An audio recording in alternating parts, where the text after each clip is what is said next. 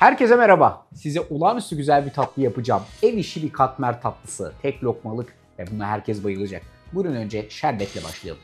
Efendim 3 bardak toz şeker. Küçük bir sos tenceresinde üzerine 2,5 bardak kadar su geliyor ve bu ikiliyi bir şerbet olana kadar çırparak karıştırıyoruz ve tıkırdatmaya başlıyoruz. Şerbet kaynarken katmeri yapmaya başlayabiliriz. Öncelikle unu tezgahımın üstüne koyuyorum. Burada 3 tam bir de çeyrek bardak kadar un var. Üzerine 2 yemek kaşığı kadar irmik, 1 çay kaşığı kadar karbonat ilave ediyorum. Bu üçlüyü şöyle güzelce bir karıştırıyorum ve ortasında şu şekilde bir havuz açıyorum. Havuzun içine 2 yumurta, 2 yemek kaşığı ayçiçek yağı ve 1 su bardağı yoğurt ilave ediyorum. Önce sıvıları kendi içerisinde karıştırıyorum.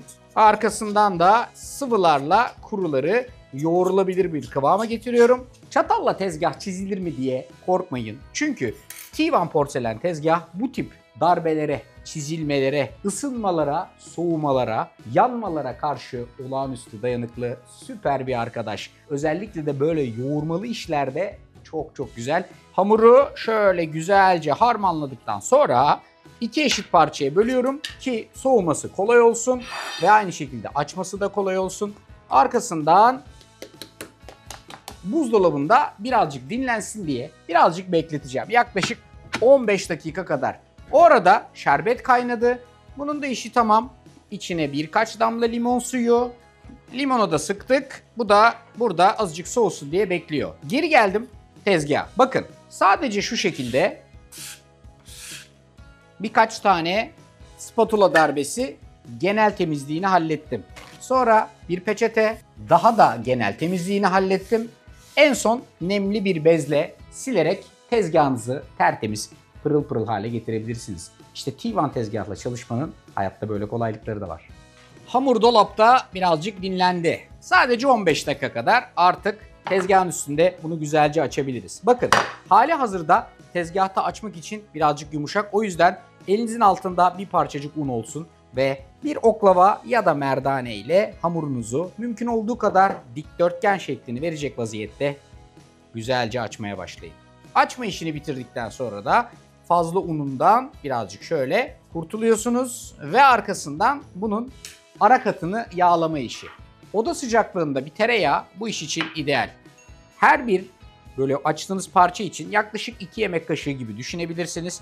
Alın tereyağını ve elinizle şöyle küçük parçalar halinde içine hafiften sürün ve arkasından da elinizi kullanarak komple yağlayın. Artık katlamaya başlıyoruz.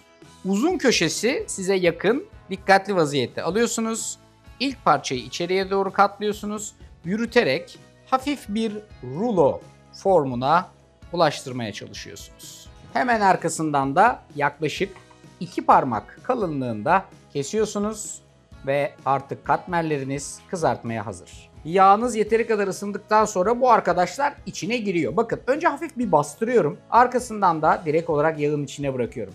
Hafif bastırdığınız zaman olması gereken şekilde kat ayrımlarını görüyorsunuz ve pişerken bir tık daha açılmasını engellemiş oluyorsunuz. Bu şekilde pişirdiğiniz katmerlerinizi yağdan çıkartıp direkt olarak şerbete alacaksınız ve şerbetin içinde iyice banyoladıktan sonra soğutup servise geçeceksiniz. İyice şerbetlediğimiz katmerler bu şekilde tabağa geliyor.